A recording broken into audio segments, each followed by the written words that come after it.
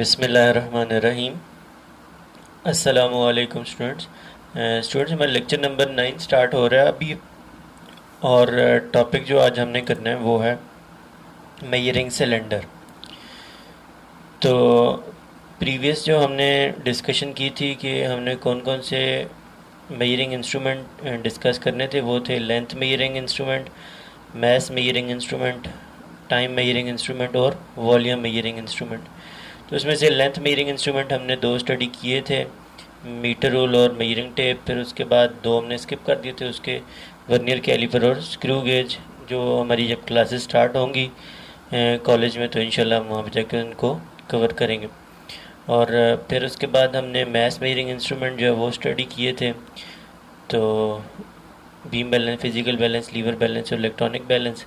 फिर हमने time measuring instrument में stopwatch, mechanical stopwatch और डिजिटल स्टॉप वॉच डिस्कस किया।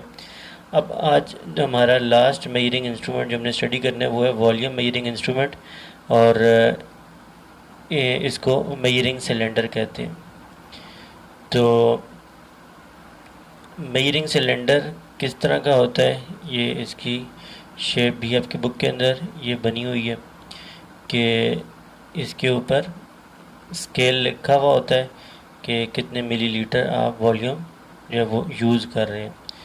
तो इसकी डिटेल्स हम देखते हैं कि बुक वाला हमें क्या बताता है। Measuring cylinder is a glass और transparent plastic cylinder. Measuring cylinder जो होता है वो किस चीज़ का बना होता है, ग्लास का, और अगर प्लास्टिक का होगा तो वो भी ट्रांसपेरेंट प्लास्टिक का बना होगा। It has a scale along its length. इसके ऊपर आपको एक स्केल नज़र आता है, जो स्केल किसी लेंथ को इंडिकेट नहीं कर रहा होता बल्कि वॉल्यूम को इंडिकेट कर रहा होता है। ये आपको बहुत क्लियरली पता होना चाहिए कि मेजरिंग सिलेंडर किस पर्पज़ के लिए इस्तेमाल होता है, वॉल्यूम को मेजर करने के लिए इस्तेमाल होता है। ये किसी लेंथ को मेजर करने के लिए इस्तेमाल नहीं होता, किसी मैस को मेजर करने के लिए इस्तेमाल नहीं होता, बल्कि किस पर्पज़ के लिए होता है, किसी भी चीज़ के वॉल्यूम को मेजर करने के लिए इस्तेमाल होता है। तो इसके ऊपर जो स्केल बना होता है वो भी किस चीज़ को इंडिकेट कर रहा होता है, उस गिवन क्वांटिटी के वॉल्यूम को इंडिकेट कर रहा होता है मिलीलीटर्स के अंदर। वॉल्यूम की जो यूनिट होती है वो आपके पास जो आपने पीछे पढ़ी थी डेराइव क्वांटिटीज़ में, वो थी मीटर क्यूब। जो उसकी ऐसे यूनिट है वो क्या है, मीटर क्यूब। लेकिन उसके अलावा भी हमारे पास दूसरी यूनिट्स होती हैं। तो जो हमारे पास मेजरिंग सिलेंडर के ऊपर इंडिकेट हुई होती है यूनिट, वो आपके पास मिलीलीटर होती है। आप इस मिलीलीटर को मीटर क्यूब के अंदर कन्वर्ट कर सकते हैं। तो वो किस तरीके से कन्वर्ट करते हैं, वो अगर आपको पूछना हो तो आप क्वेश्चन बना कर नोट कर लीजिएगा और क्लास में आकर पूछ लीजिएगा, तो मैं आपको इन्फॉर्म कर दूंगा। वैसे सिंपल सी चीज़ होती है कि ये कि एक मीटर क्यूब के अंदर जो है वो 1000 लीटर्स होते हैं, 1000 लीटर्स होते हैं, और एक लीटर के अंदर 1000 मिलीलीटर्स होते हैं। तो इस तरह से हम इजीली कह सकते हैं कि अगर आपने एक मीटर क्यूब से मिलीलीटर में जाना है तो आपको 1 मिलियन का मतलब होता है 1 और उसके आगे 6 ज़ीरोज़। तो 1 मिलियन से मल्टीप्लाई करना होगा। और अगर आपने मिलीलीटर को मीटर क्यूब में कन्वर्ट करना हो तो आपको 1 मिलियन से डिवाइड करना होगा। जो भी आपके पास वॉल्यूम होगा आप उसको 1 और आगे 6 ज़ीरोज़ लगा कर उससे डिवाइड करेंगे। तो एनीहो नॉर्मली जो है वो हम वॉल्यूम जब मेजरिंग सिलेंडर से नोट डाउन करते हैं तो मिलीलीटर्स के अंदर ही उसको नोट डाउन किया जाता है, और उसके ऊपर स्केल भी मिलीलीटर्स का ही बना होता है, मीटर क्यूब या सेंटीमीटर क्यूब का नहीं होता। तो it has a scale along its length that indicate the volume in millilitre as shown in the figure.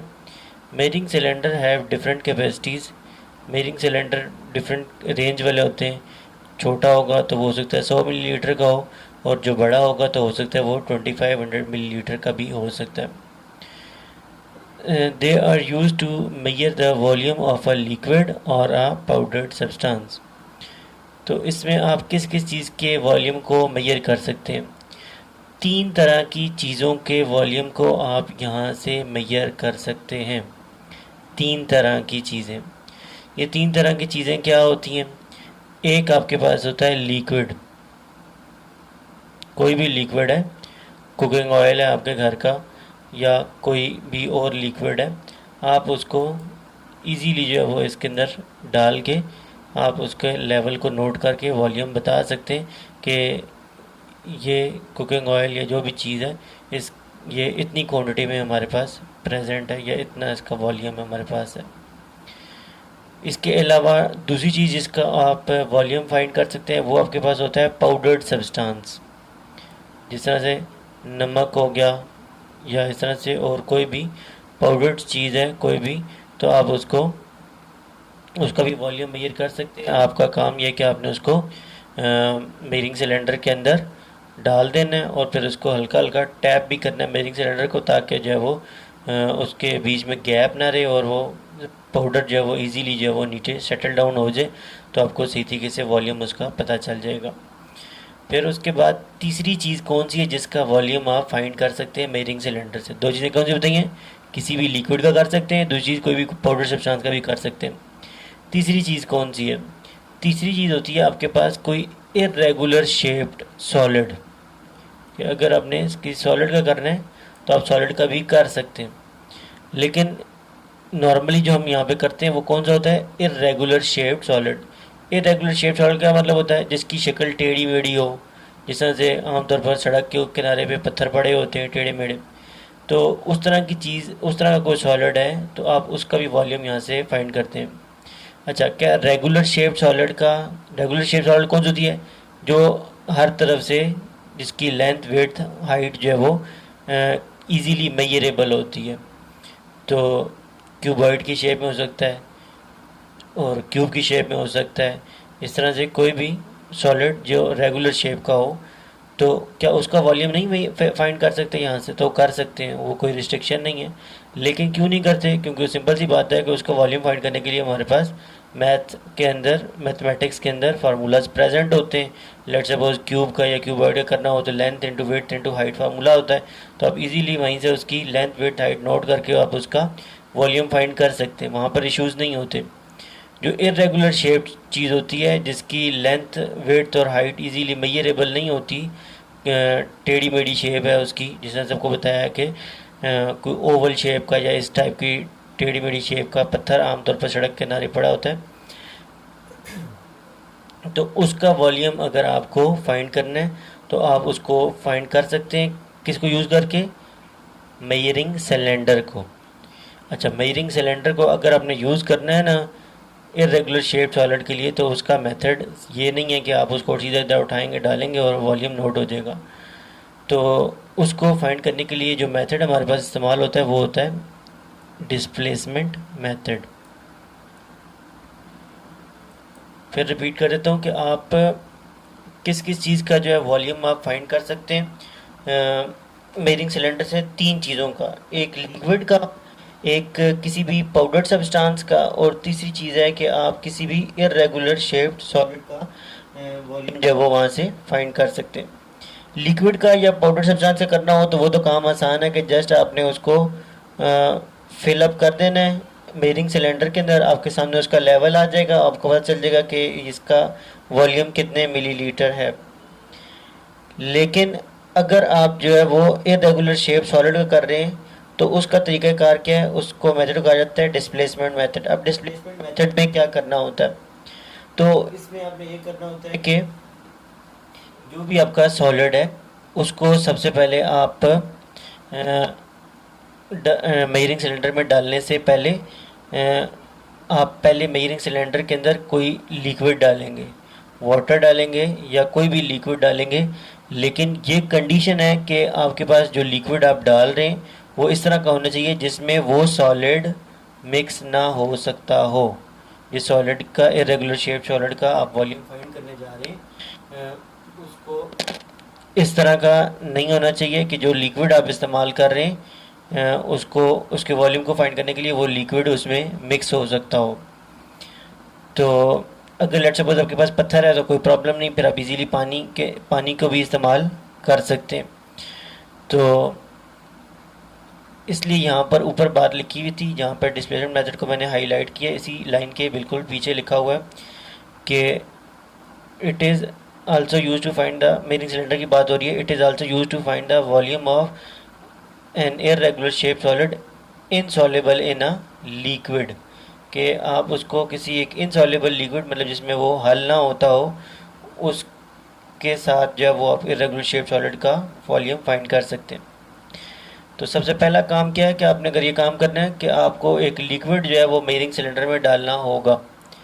अच्छा, मेरिंग सिलेंडर में आप जब डालेंगे उसको, तो उसका लेवल नोट हो जाएगा, उसका जो लिक्विड था।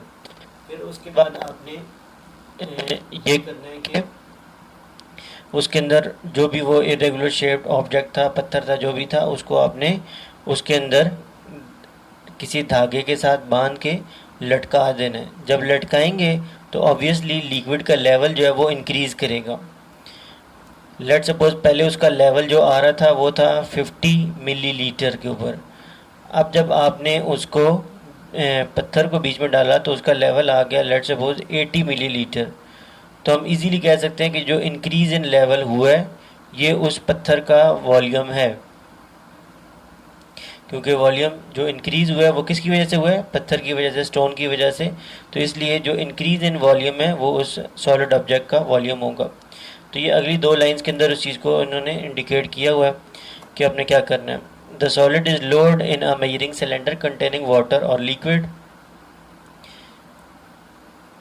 The level of water rises. तो जब आप उसको बीच में डालेंगे तो पानी का या लिक्विड का लेवल इंक्रीज़ करेगा, जितना इंक्रीज़ करेगा वो आपके पास उस सॉलिड ऑब्जेक्ट का वॉल्यूम होगा। तो ये था आपका मेजरिंग सिलेंडर। अच्छा, अब इसके बाद जो है वो आपके पास, तो इसका आपने जो भी आपका क्वेश्चन नंबर नेक्स्ट बन रहा था तो वो आपने क्वेश्चन बना लेना है और लिख देना है एक्सप्लेन मेजरिंग सिलेंडर। तो उसमें आपने ये सारा इंडिकेट करना है, ये सारा पैराग्राफ। तो खैर टॉपिक अभी ख़त्म नहीं हुआ, अभी ये आगे भी चल रहा। अब इसके बाद यहाँ पर एक और चीज़ जो है वो मेंशन हुई हुई है, वो ये कि जब भी अपने मेजरिंग सिलेंडर को यूज़ करना है तो आपने अपनी आंख जो है वो बिल्कुल उसके पैरेलल रखनी है। अपने जो भी अपने लिक्विड रखा हुआ है उसके जो लेवल आ रहा है उसके बिल्कुल आपकी आंख पैरेलल होनी चाहिए। अगर पैरेलल नहीं है तो वो इनकरेक्ट पोजीशन होगी और आपके पास वॉल्यूम सही तरीके से मेजर नहीं होगा। अब यहाँ पर लिखा हुआ है how to use a measuring cylinder. Measuring cylinder को आप कैसे जो है वो यूज़ करते हैं। तो while using a measuring cylinder it must be kept vertical on a plane surface, कि जब आपने मेजरिंग सिलेंडर इस्तेमाल करना है तो उसको लाजमी किसी हॉरिजॉन्टल प्लेन सरफेस के ऊपर पड़ा होना चाहिए। टेढ़ी सरफेस के ऊपर जो है वो टिल्टेड सरफेस के ऊपर उसको नहीं होना चाहिए, बिल्कुल हॉरिजॉन्टल सरफेस पे पड़ा होना चाहिए ताकि आपके पास लेवल क्लियर आ सके। Take a measuring cylinder, place it vertical on a table, फिर उसको आप खड़ा करके टेबल पे रखें। Pour some water into it, उसके अंदर पानी डाल दें। Note the surface of water is curved, अब आपके पास जो वाटर की सरफेस आएगी वो आपको इस तरह से कर्व होती हुई नज़र आएगी। तो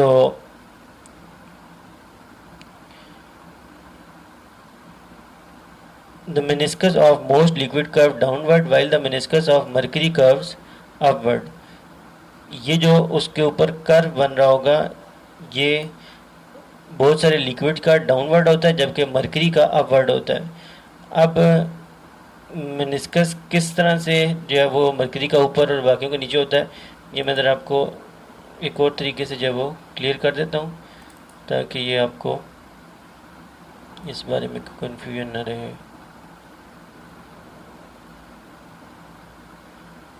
तो एनीहो आपके पास जो अपनी अपनी क्लास 8 की बुक है उससे भी आपने इस चैप्टर को रीड कर लेना ताकि आपको ये चीज़ क्लियर हो सके कि यहाँ पर हम किन चीज़ों की हम बात कर रहे थे। तो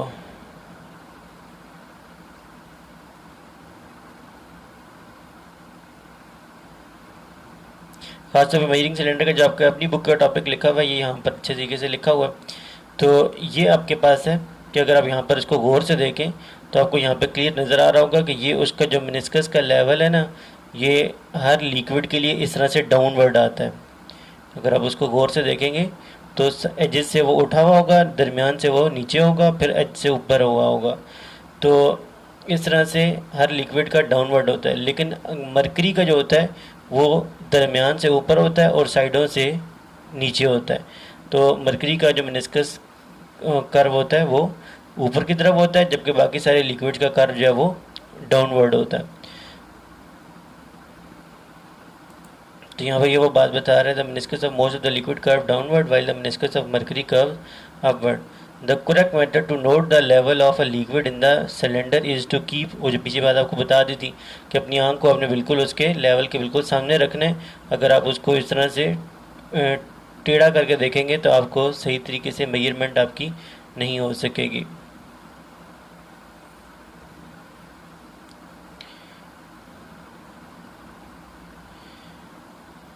The correct method to note the level of the liquid in the cylinder is to keep the eye at the same level as the meniscus of the liquid as shown in the figure। जिस तरह से आपको नज़र आ रहा है B के अंदर ये आपके पास करेक्ट पोजीशन है और ए वाली आपकी करेक्ट नहीं है।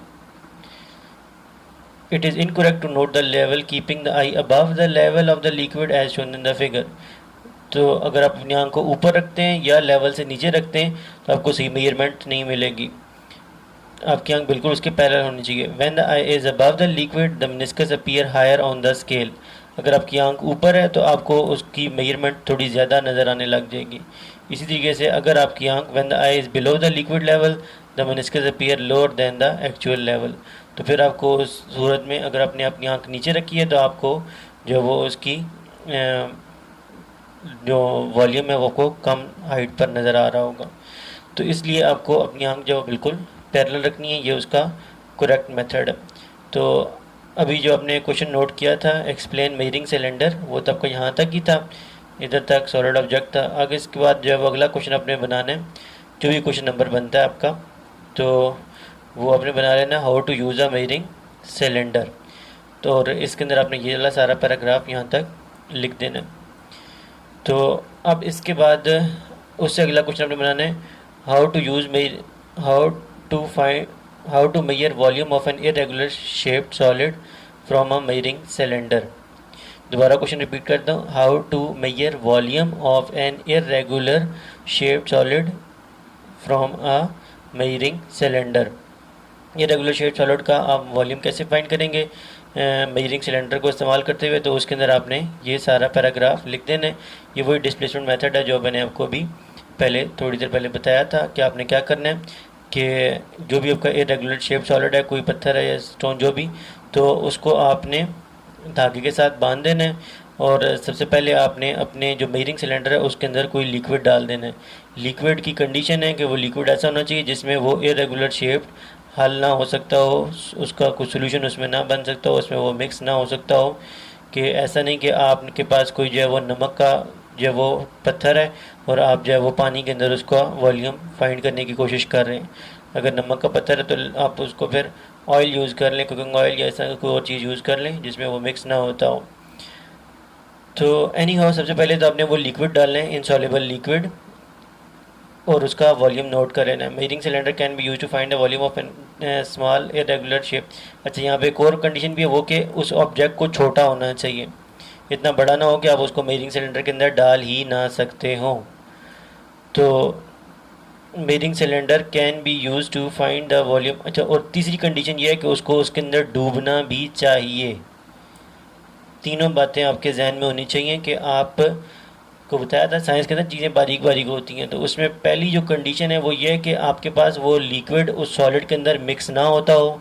एक बात, जैसा एग्जांपल दिया कि अगर आप नमक वाले पत्थर का वॉल्यूम फाइंड करें तो आप पानी नहीं इस्तेमाल कर सकते। फिर दूसरी बात यह है कि उसको साइज़ इतना छोटा होना चाहिए ताकि वो मेजरिंग सिलेंडर के अंदर जा सके।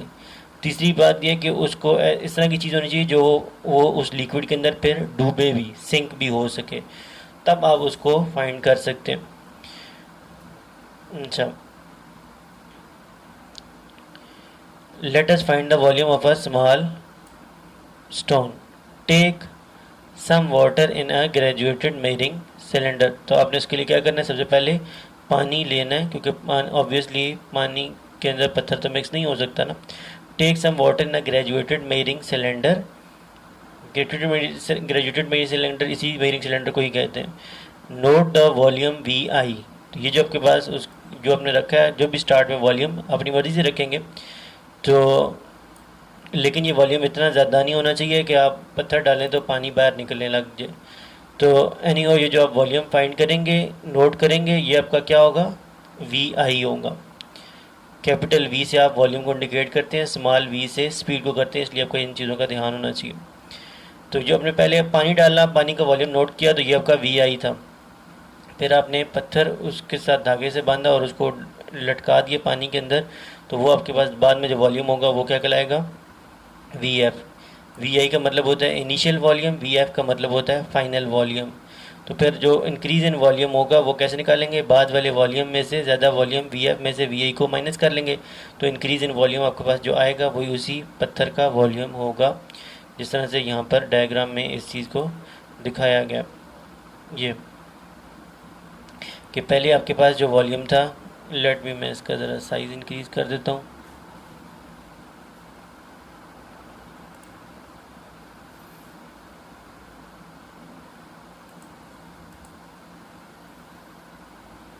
कि इसके अंदर जो आपके पास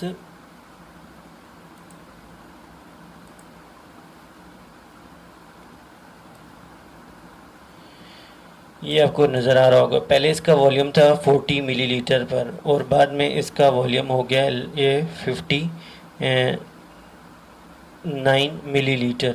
तो ये जो 19 मिलीलीटर का इंक्रीमेंट आया है, ये उसका वॉल्यूम होगा उसका स्टोन का।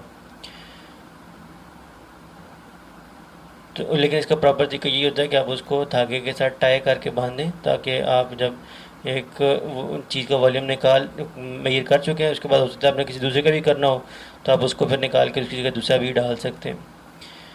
तो इस तरह से जो है वो आप किसी भी इरेगुलर शेप सॉलिड का वॉल्यूम जो है वो फाइंड कर सकते हैं। ये आपका थर्ड क्वेश्चन था आज का। तो जितने क्वेश्चन आपके हो चुके हैं ये आपने इन सब को नोट करना है। इस आखिरी वाले का आंसर ये आपका पैराग्राफ होगा। तो बेहतर तो ये जो आपको ये यहाँ पे अपनी बुक में डायग्राम बनी है, इसको भी आप जो है वो साथ बना दीजिएगा। तो और इसी तरीके से जो पीछे क्वेश्चन हमने पढ़ा था ये वाला, how to use a measuring cylinder, इसके अंदर भी यहाँ पे एंड पे जो करेक्ट मेथड था मेजर करने का, उसकी डायग्राम ये पीछे बनी थी, तो इसको भी आपने साथ बना देना। तो अपने नोट्स अच्छे तरीके से बनाएं, उनको प्रिपेयर करें, ताकि ये चैप्टर आपको अपने एग्ज़ाम के लिए भी बेनिफिट देगा और ऑनवर्ड जो आपने बाद में बोर्ड के एग्ज़ाम देने होते हैं तो उनमें भी आपको ऑब्वियसली इन चीज़ों की काफ़ी हेल्प हो जाएगी। तो अब नेक्स्ट लेक्चर में हम इंशाल्लाह सिग्निफिकेंट फिगर को टॉपिक को स्टार्ट करेंगे। अभी तक जितना हो गया आप इसको प्रिपेयर करें और नोट डाउन करें। अभी के लिए अल्लाह हाफिज़ वस्सलाम।